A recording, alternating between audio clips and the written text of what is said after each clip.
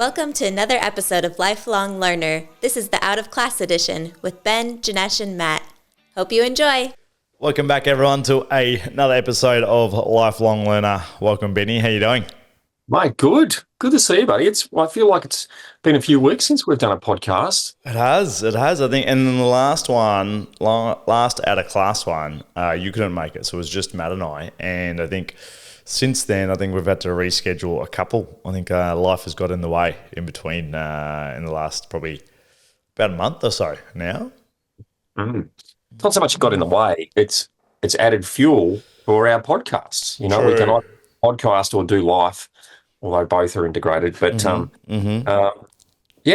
been a fair bit going on in your world and a fair bit going on in my world, and we might talk a bit about that today. And I think we're both. I just went past a sign this morning that was a board that was put out. Someone at a chalkboard and said 6 weeks to Christmas. Get your hair appointments booked. 6 weeks, mate. Like, I think that includes this week. So by the end of this week, it's 5 weeks. So it's amazing. Yeah, it's not long to go. Not long to go. The listeners, when they get this podcast, it could be 3 weeks. True, very true. So there you go, mate. What's been happening? You've been busy. You've had a few events on. Yeah, it's been that time of year where I do like the races, the Spring Carnival here in Melbourne. So it was at Derby Day and then Oaks Day and then was up in Sydney for Cubs, so Club of United Business Award Night. So, and then every November we host Friendsgiving, so a kind of friends version of Thanksgiving. So it's been an action-packed couple of weeks, and then I think the week we have off is like the 20th of December, like that weekend, like the weekend before Christmas. There's nothing on, so there's a bit on. I don't mind it at the moment. So I say at the moment. I think I just got to look after the body and the sleep kind of during the week. So yeah. Hey, what do you love about Spring Racing Carnival? What is it? What is it about it? I know one of the things you love. There's two things actually. I think I know you love. But what would you say? Top three things that you love about Spring Racing Carnival? I think I like the dressing up, the glitz and the glam. Right, you got it. Like, you look sharp. You sent me a picture. Yeah. Woo. Do like the outfits. Do like it. I'm not gonna lie. And then having a punt at the track. Right, I'm not a big bettor, but I do enjoy it. So yeah, that, and then just the atmosphere. It's it feels like a big event, right? Like a lot of people are there, and everyone's kind of usually in a relatively good mood. So yeah, that's probably, if I had to put those together, that would be it. I think that's a good point too. Everyone's in a good mood. It's like, when you and I do a race event, Warburton we do every year, when you do the marathon, there's just this energy about it that is really positive. And I think it's partly because everyone's on the same page. You go to the Cup, everyone's dressed up. Even the Bogans, have got their Kmart $99 suit on. And, it's just, everyone's on the same page, heading in the same direction en masse. Which is pretty cool. It's a cool energy. And mate, since we've last chatted, you've had 2 competitions. Yeah. You've been on stage twice. That's true, actually. That is true. Yeah. So listeners may remember, I've been doing bodybuilding for the last 18 months, and in the middle of the year, I booked a photo shoot to give myself some accountability, and that was good fun and got myself reasonably tidy for that.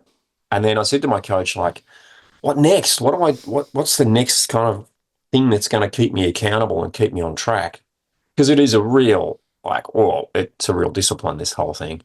And he said, why don't you compete at the start of November in Perth at Mr. Universe? I said, mate, that's ridiculous. Don't be silly. This is an international comp. It's a not tested competition. It's probably the best way to put it, i.e. most people are using performance enhancers to assist them in getting their body in the condition that it's in. And I said, silly. He said, you have a go. So I went, okay. And then I felt like it was too far away. So I said, mate, I don't know. It just feels like 12, 13 weeks is a long way away.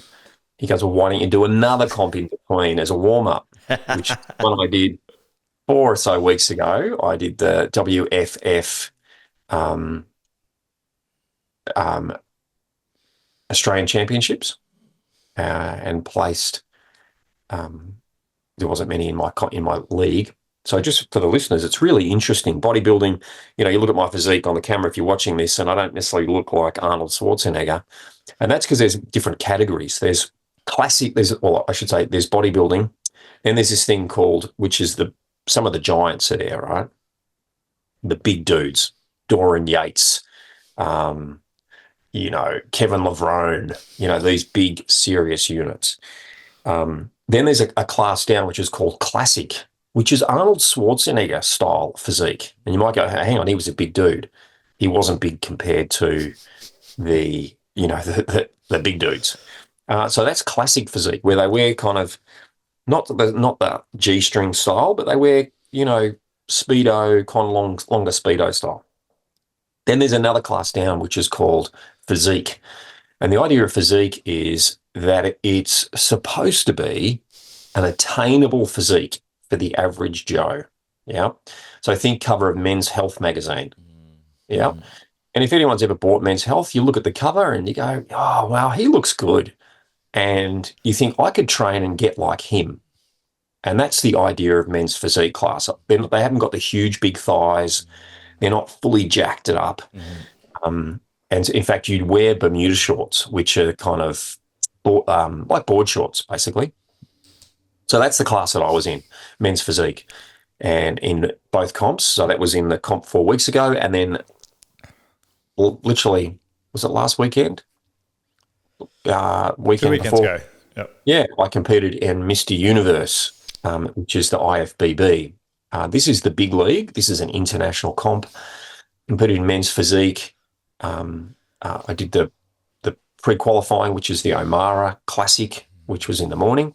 Did 2 4th places. So I competed in novice, which means I've never placed before, and I competed in beginner class in physique, which means I've never been in that IFBB league before. Placed 2 4ths, and then in the afternoon did Mr. Universe, and I just went in one category, which was men's physique, masters over 50. And there was 3 of us on stage for that, and I placed second, which I was pretty pleased with, given most of the people there had performance enhancers. So that was cool. It was really cool. As I said to some patients this week, you see the people, they step on stage and they just look, they look perfect, and they're brown and they're shining, and the lighting and the music. But mate, behind the scenes, it's an absolute brothel. There is people laying in hallways, trying to sleep, because the competition, goes, started at 8 in the morning and didn't finish till 8 o'clock at night. And you're on for about 30 minutes. In fact, I did 2 30-minute sessions where you kind of got to be ready and on. In fact, on stage time is probably, in reality, maybe 10 minutes that whole time, right? So you're standing around a lot, covered in this brown stuff, which means you can't touch anything really, because it's going to rub off. And, you're trying not to get all stressed and, get bloated, and trying to keep your energy up, but not eat food that's either going to bloat you or, it's going to, change your sugar levels so that you're going to get fluid retention, and it's pretty full on. And then of course they call the class before you, and you go, okay, it's going to be my turn soon. So it's time to grab the elastic bands, start pumping up, get the pump happening. And so you spend, hopefully 20 minutes doing the pump up, but then the show runs late. And so you find you're doing 50 minutes. You're getting exhausted by the end, and then you still haven't stepped on stage. And then there's okay, 20 minutes to go. Time to eat some sugar. First shot of vodka.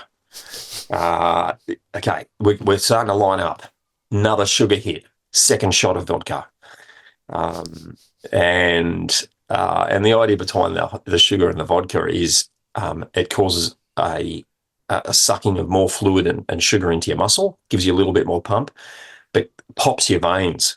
So it causes all your veins to pop. It's a pretty cool effect, actually. It's a very, very cool effect. All that's going on behind the scenes. So, mate, it's a pretty full-on thing. There's been some lessons in it. In fact, my Thrive boardroom that I run every Wednesday today, I'm going to bring the lessons of bodybuilding. What did you love about it? Mate, it's not something you do, it's not something you do. You and I go for a run during the week. Yeah. Then you do a running event and, it's like you're running during the week, but with a whole group of people, right? Whereas this on-stage piece is just something you do once, maybe twice a year. It's a very individual sport. It's a very selfish sport. When I say selfish, there is some in the classic sense, selfishness, but it's all about self, it's all about you and your image and how you look. And there really isn't any team in it. Although I must say I did attempt to bring some team and some humour backstage. Which I think How'd they go? This league was appreciated. Okay. There was a big dude who was competing in men's physique, and again, they're supposed to be judged based on the class, on the category in the class, and this guy was a pretty big unit, probably not quite really men's physique, and he was getting his second spray coat put on, and he was kind of fussing a little bit about it. I said, mate, stop fussing about it. There's no way in hell you're beating me anyway. And he sort of smiled. I think it was a smile or a grimace. I'm not sure. Anyway, I had a bit of fun with everyone backstage because, I wasn't taking it too seriously. But mate, it's a pretty full on, and then this huge lead up, which you knew I was going on. I got down to 5% body fat, which is an absolute mission.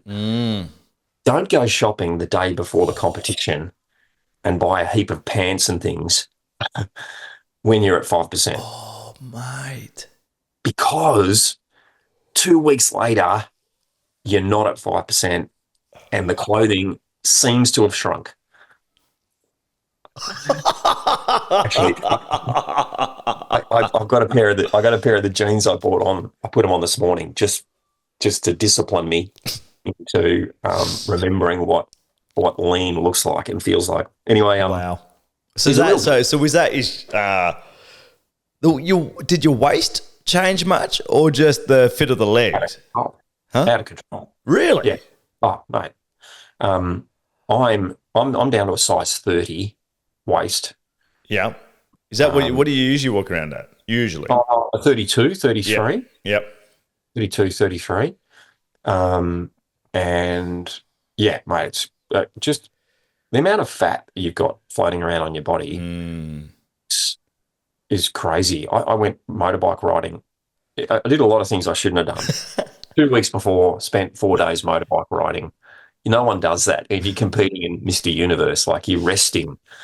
And then, of course, we flew to Perth early, and we spent a whole day cycling around Rottnest Island in 34-degree heat, getting sunburnt and. Mate, that's part of it, mate. It's dehydrating. Michelle was helping you to get all your fluids out, right? The day before, we're getting on the hop-on, hop-off bus, going around Perth. It's silly. I caught up with a guy to get our first spray tan that afternoon, Saturday afternoon before the Sunday comp. I said, mate, how was your day? He goes, mate, I've only just got out of bed. This was 5 o'clock in the afternoon. He said, I spent the whole day in bed watching movies. That's what I should have done. Anyway, these are some of the lessons, right? And so yeah, it's a pretty full on. So then, this is something that you and I talked about just before we got on, which was, okay, so comp's over. What's we next? had another week in Perth. We hired an RV, toured around. By the way, listeners, Perth, stunning. I reckon probably one of the cleanest cities I've ever been to in my life. Wow. Like McGowan, the dictator that he was over there, mate, he made stuff happen. Perth is pretty, really clean. The infrastructure is incredible. There's no graffiti. And it is stunning, really, really stunning place. So we spent a week there and I've come home and it's like, what's next? Like, how do I stay on track? How do I get up in the morning? Because I've noticed the last couple of mornings, I wake up and it's like, I should get up. I really should get up. To get up and train or get up and do what? Well, that's the thing, right? Do what? To get up and do what? Now, ideally, it's train, but I feel like that inspiration and the motivation, the pain and the pleasure of having to compete, that external force of motivation and the internal force of inspiration, it's kind of missing this week. And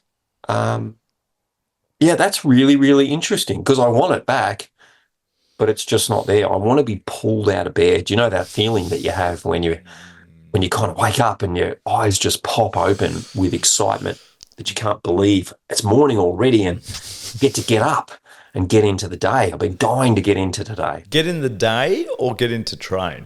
Because they're two different things. Yeah, I think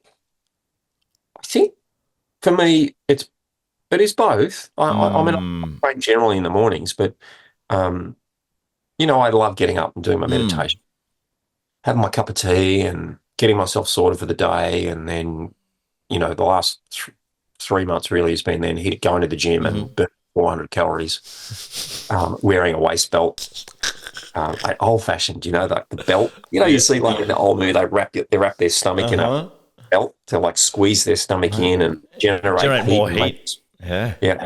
So I've been wearing one of those on the Stairmaster because my coach assured me that it would make a difference. Before I put it on though, I rub on like skin toning, Nivea skin toning and firming cream.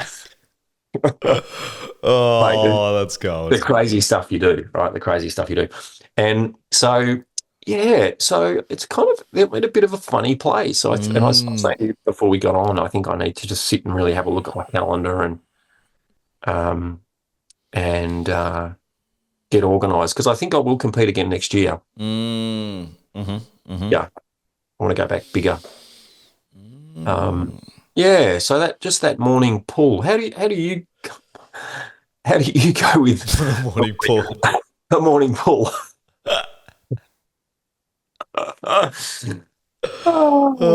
Wow. Well, I didn't have a morning pull this morning. In both ways. But no, I think after the 100, I struggled.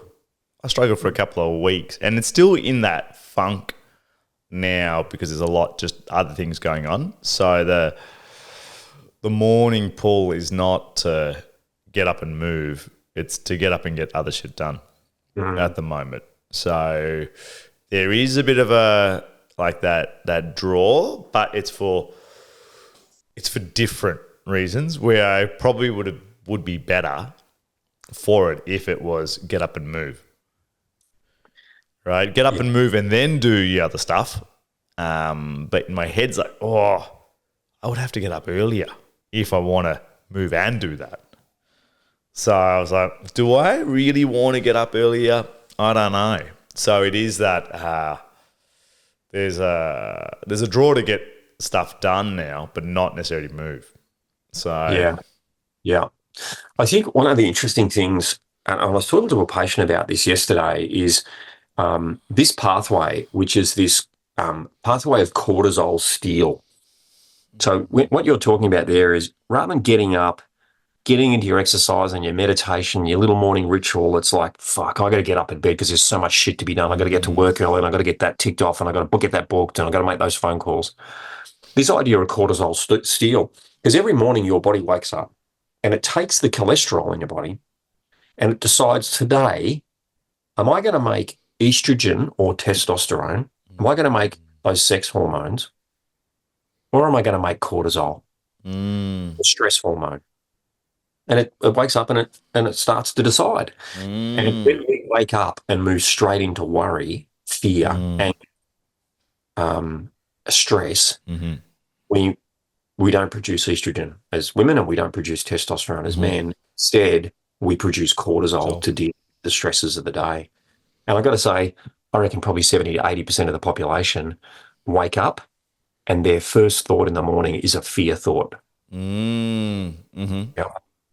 And I think that's why that morning ritual, that sacred time first thing in the morning where you wake up and you move into peace and inspiration rather than fear, I think that's a really important time so that you do get to move into good hormone production rather than just producing cortisol.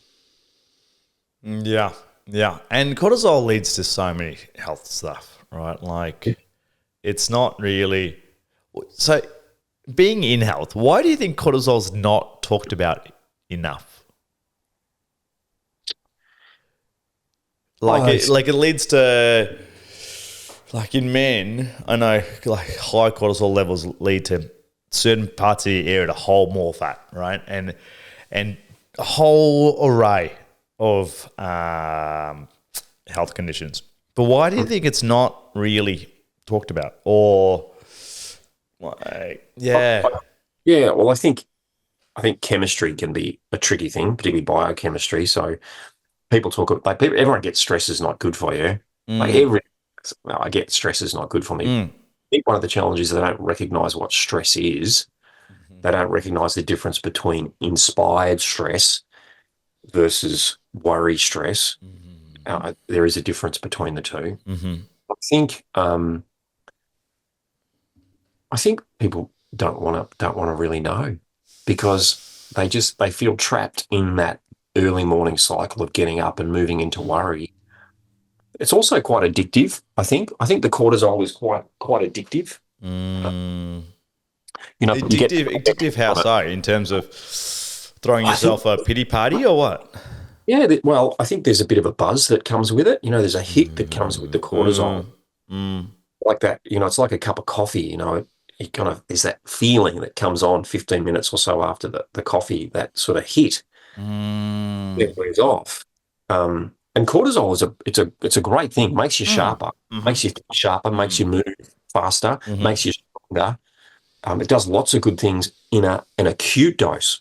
The dose of cortisol is the poison. Small dose of cortisol, awesome. Long-term chronic dose, all-day dose, disastrous. And that's one of the things about, why that was one of my rookie mistakes in the bodybuilding is whilst we're out and about, it was hot. I was tired. I was, dehydrated because I wasn't drinking water. I was minimizing food intake. There was lots of stressful things going on, and so my cortisol was going up.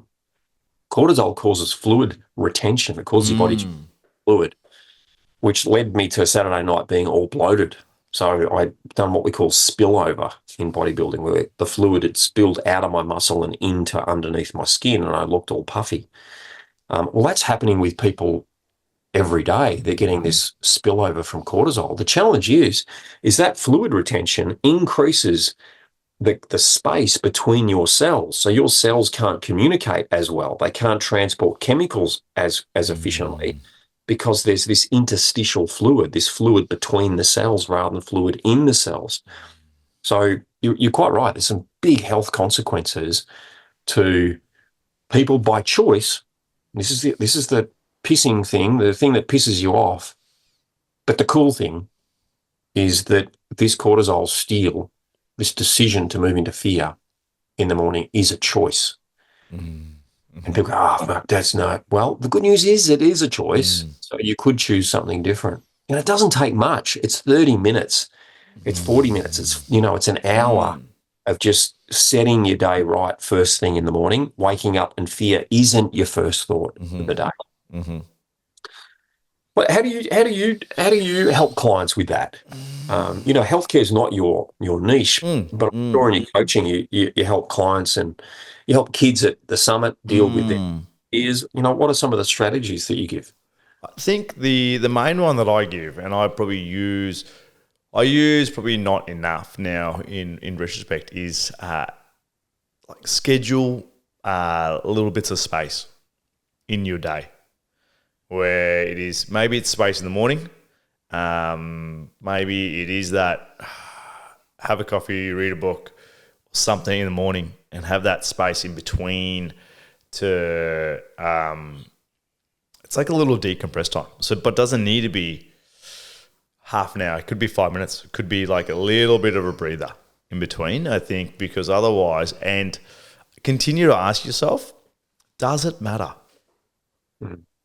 Because sometimes it doesn't matter, but we make it matter. And it's like, does it really matter? And sometimes it really does. But if you continue to ask yourself, does this really matter? And I think they're my go-to. I think is create space. And space can be multiple things, right? It could be walk away. It could be get up from your desk. It could be put your headphones on, listen to one song, listen to two songs, whatever it may be. Go for a walk. Ideally, change your physiology for sure. And then it gives that it doesn't. The cortisol or stress doesn't compound. Right, it doesn't give it a chance. It breaks the pattern. Right, okay. Talk about a record. It scratches the record. Right, if you don't scratch the record's going to keep playing. And I think it's important to recognize if you're on a record that you don't want to listen to, and what do you need to do to scratch it. But I think it's easier said than done for people.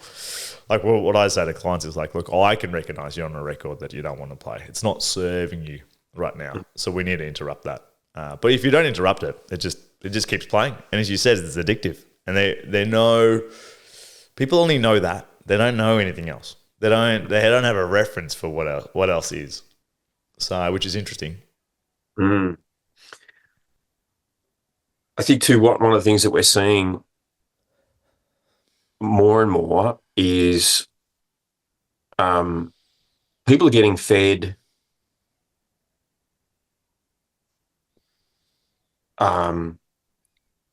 information that reinforces their story.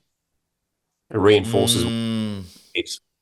We're seeing that more and more with, we used to see it. This is the old version.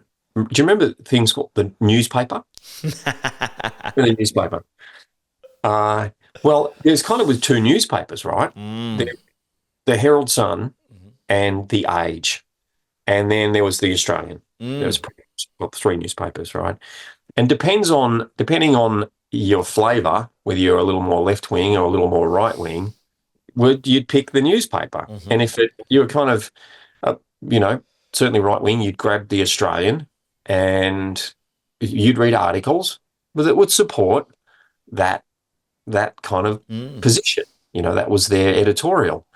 And so you'd read it, but there were other things in there. There was a mixture, but, it definitely had a taint to it in that direction. Well, these days, it's gone kind of next level, that if you're on your social media, which is where most people are getting their media from, either through, Insta, Facebook, TikTok, or they're using YouTube to get their information, it feeds you what it thinks you're going to want to watch. And so it keeps reinforcing your story. And if you've got a story that the world is a terrible place, I can tell you, Facebook and Insta and YouTube, it's going to give 100%. Yeah. And you'll go to bed filling your mind with that. You'll wake up, turn your phone on, flick it on, and boom, there it is, reinforcing that story for you. And it's tricky. And then it becomes, as you say, it becomes really addictive. We start looking for that. And particularly I found many years ago, I was in a bit of a dark place. I was amazed how many dark shows I started to watch. Do you know? Like Yeah. Yeah. we're getting hooked on a TV series called Sons of Anarchy, which is like a bikie gangs like, killing and maiming and just bad shit. Mhm. And I remember having a few sleepless nights and getting up at like 2 a.m. and putting on an episode of Sons of Anarchy in the morning. To settle you down. It was just bizarre when I reflect on it. I just kept feeding myself just bad stuff, and people are doing that all the time. Maybe not Sons of Anarchy, but they're feeding themselves just things that reinforce their narrative of who they are, their self-worth, and their vision for the world. Mm-hmm. So how do you break that? Well, I think it starts by, doing a fast. If you find yourself eating sugar and, and because you eat lots of sugar, it causes you to eat lots of sugar. It becomes more and more addictive. And the more sugar you eat, the more sugar you tend to want.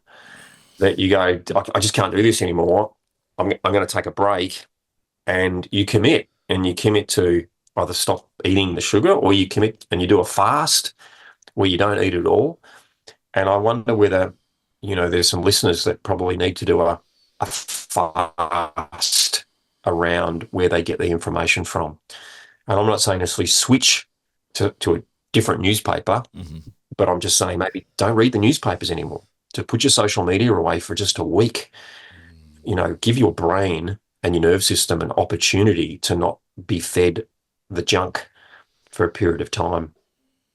And then I think look to engage with people that maybe have a different opinion to you. Whether it's different religious opinion, different political opinion. You don't have to agree with them. At least just listen. At least just expose yourself to a different opinion and see what that actually does to your nerve system. Yeah. No, I like that. I think I'm trying to think of my wrap up thoughts for today. I think you mentioned about you feed the story that you want to tell, right? And I think it's, for me, today's conversation is like, what story? I think decide what story you want to tell, or what story you're currently telling, and is that the story you want to tell? And if it's not, change it. And it doesn't matter if it's serving you, because it probably is serving you, right, in some shape or form. Otherwise, you wouldn't be telling it, right? But is that really the story you want to tell? Is the poor me, victim mentality, all that, is that really the story you want to tell? And maybe be creative and maybe change that story, and try something on. Try another story on. If you're like, I don't know about changing the story, I'm like, well, try it on for a couple of days and see what happens. But I think that's there's a lot in that around the nervous system can only process so much information, and so it prioritizes what it processes, and you get to decide what is important. And the challenge is, whilst there's beautiful things happening in the world, you can't see those because your filter is set to try and find all the things that are wrong with the world. And so I guess asking yourself the question, if I had a magic wand and I could wave that wand and I could make the world any way that I would want it to be, anyway, how would I really want the world to be? How would I really want to see myself? How would I want to really see my family or my loved ones, my colleagues at work, my clients, the political system, the country? How would I really love to see it? I'd love to see it clean. I'd love to see it harmonious. I'd love to see more love. I'd love to see more laughter and positivity and, whatever it is. Wave the magic wand and then just pretend for a little while that it was like that. Just pretend. Change your filter so that it actually starts looking for the clean streets. When I was in Perth, how clean it is. Look how clean it is. Michelle, look, see, there's no rubbish. And I'd meet some Perth people and I go, mate, Perth's such a beautiful place. It's so clean. And they go, it's not clean, there's rubbish. I go, look, where's the rubbish? Show me. Where's the rubbish? Where's the rubbish? And I'd be looking and I couldn't see any rubbish. There was no rubbish. That's funny. What about that over there? I go, well, what about everything else? What about everything else? That's funny. So, just wave your wand and just pretend how you'd like it to be, like real. I know the current story serves you, but if you, how would you like it to be? And then just start looking for more of that. But do it first thing in the morning. This whole, as where we started this conversation, is those morning rituals. Get up and step into not fear. Step into, I hate to say it, sounds corny, step into love, step into positivity, step into clarity, step into opportunity, step into seeing what's great in the world. Yeah. That's awesome. That was good. Well, thank you. Thank you for that. That was, definitely good way to wrap it up, I think. Yeah. Mate, good to catch up again. Yeah, likewise. Listeners, thanks again for listening to another episode of Lifelong Learner Out of Class. Till next time, see ya. See you, team. Thanks for listening to another episode of Lifelong Learner. If you like this episode and want to know more and hear other episodes, head over to lifelonglearnerpodcast.com, where you can subscribe to our newsletter, where you'll be the first to know when new podcast episodes come out. And if you want to say hello, tell us a joke, or ask us a question, send us an email at hello@lifelonglearnerpodcast.com. Thanks again.